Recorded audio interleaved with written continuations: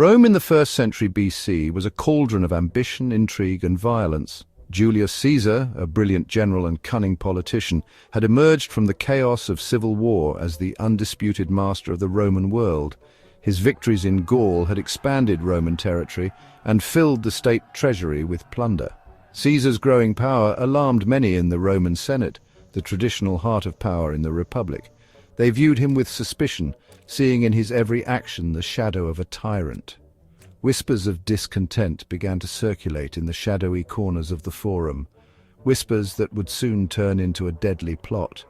At the heart of their fear was Caesar's appointment as Dictator Perpetuo in 44 BC. This title granted Caesar unprecedented power and effectively made him ruler of Rome for life. To his enemies, it was the final nail in the coffin of the Republic. A group of senators, led by Gaius Cassius Longinus and including Marcus Junius Brutus, began to plot his assassination. They styled themselves the Liberatores, believing that by eliminating Caesar, they would be saving the Republic from tyranny. The conspirators were a diverse group, united by their opposition to Caesar and their fear for the future of Rome. Some were motivated by personal ambition, others by a genuine belief in republican ideals. All of them, however, understood the risks involved. Caesar was immensely popular with the Roman people, and his assassination was likely to provoke a violent backlash. Yet the conspirators were determined to act. They believed that the fate of the Republic hung in the balance, and that only Caesar's death could restore the traditional order.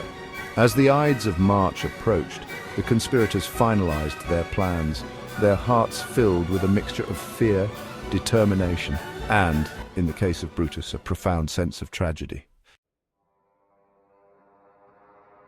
Of all the conspirators, it was Marcus Junius Brutus whose name would become forever linked with Caesar's assassination. A man of impeccable lineage and republican virtue, Brutus was torn between his loyalty to Caesar and his commitment to the ideals of the Republic. Caesar had been kind to Brutus, even forgiving him for his previous support of Pompey the Great, Caesar's rival in the Civil War. Yet Brutus could not shake the feeling that Caesar's ambition posed a grave threat to the freedom of Rome. Cassius, Brutus's brother-in-law and a shrewd judge of character, recognized the turmoil in Brutus's heart and skillfully exploited it. He played upon Brutus's sense of honor and his family's history. Brutus was a direct descendant of Lucius Junius Brutus, the man who had led the overthrow of the Roman monarchy centuries earlier and established the Republic. Could Brutus, Cassius insinuated, stand by and watch as another king seized control of Rome? Brutus's decision to join the conspiracy was not taken lightly. He was a man of deep thought and moral conviction, and he understood the gravity of what he was about to do. Yet in the end, he convinced himself that Caesar's ambition left him no choice. The Republic, he believed, must come before personal loyalty. With a heavy heart, Brutus cast his lot with the conspirators. His presence lent the conspiracy an air of respectability and helped to persuade others to join their cause. Brutus, the honorable man, the idealist, would become the face of the conspiracy, his name forever synonymous with both betrayal and the defense of liberty. The Ides of March, 44 BC, dawned like any other day in Rome. Unaware of the plot against him, Caesar went about his business, his mind preoccupied with plans for a military campaign against the Parthians. The conspirators, meanwhile, gathered at the theatre of Pompey, where the Senate was meeting that day. Their nerves were on edge, their faces betraying the tension they felt. Brutus, however, maintained his composure, his face a mask of stoic resolve. As Caesar entered the Senate chamber, the conspirators surrounded him, pretending to plead for a pardon for a banished senator. Caesar, unsuspecting, brushed their pleas aside. It was then that Tullius Cimber, one of the conspirators, grabbed Caesar's toga and pulled it down, a prearranged signal.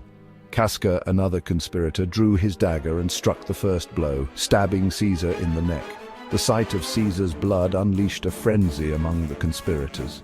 They fell upon him, stabbing him repeatedly with their daggers. Caesar, initially stunned, tried to fight back, but he was outnumbered and outmatched. As the daggers found their mark, Caesar stumbled and fell at the foot of a statue of Pompey, his blood staining the marble floor. Whether Caesar uttered the famous words, "Et tu, Brute," "You too, Brutus," as Shakespeare would have it, is a matter of debate among historians. Some ancient sources suggest he said nothing, while others report different phrases. What is certain is that Caesar's assassination sent shockwaves through Rome and beyond. The Republic, already teetering on the brink, had been plunged into chaos. As the Republic began to crumble, the once unified factions turned against each other. Political infighting and corruption spread like wildfire, weakening the very foundations that held the Republic together. The people, once hopeful, now faced uncertainty and despair. The dream of a united Republic was slowly slipping away, piece by piece. Despite the fall of the Republic, the legacy of the Colossus endured. It stood as a symbol of human ingenuity and resilience, reminding future generations of what was once achieved. The stories of its construction and the legends surrounding it were passed down through the ages, inspiring countless individuals to dream big and strive for greatness. Even in ruins, the Colossus remained a beacon of hope and a testament to the enduring human spirit.